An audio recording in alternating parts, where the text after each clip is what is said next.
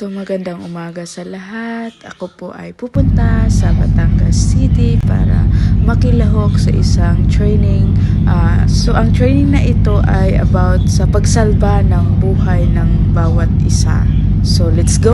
So bago ang lahat, mag-explore muna tayo sa lugar kung saan gaganapin ang training. Dito po sa Pontifino Hotel. So as you can see, marami pa silang mga decoration for Christmas.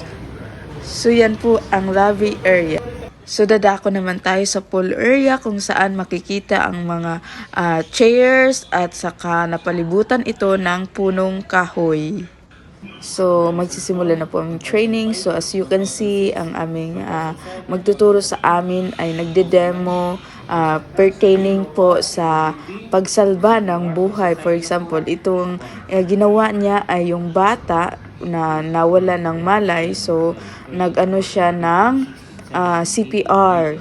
Sini-CPR po niya. 4, 5, 6, 7, 8, 9, and 1. So, babalik kami nyo lang. Ano po?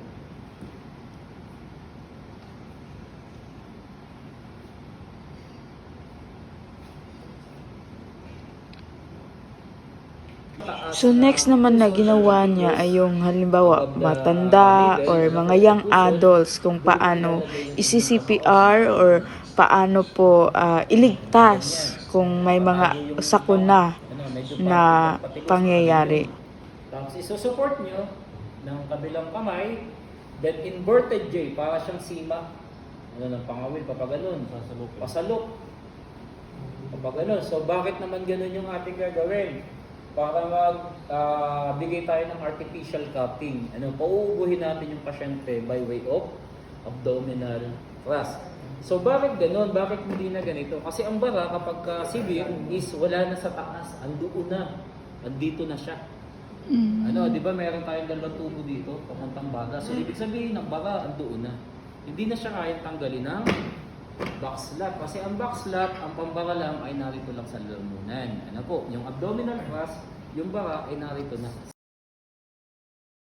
Tapos na, so magpa-picture muna tayo sa giant Christmas tree at itutur ko po kayo sa bahayan dito sa Pontifino.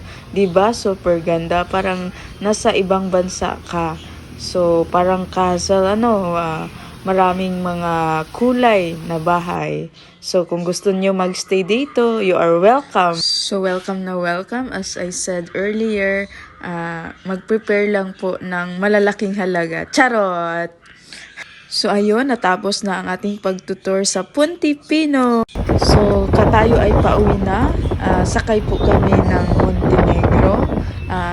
Papuntang Calapan. So, medyo maginaw yung mga ibang pasahero, nagja-jacket.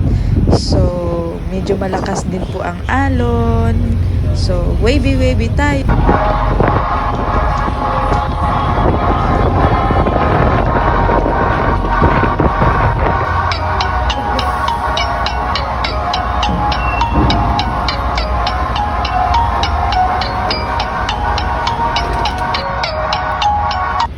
Ayun, nakababa na kami ng Montenegro. Kami ay pauwi na. So, ang aming mga kasama ay pauwi pa ng South at iba ay sa Calapan lamang. So, yan lang po at maraming salamat!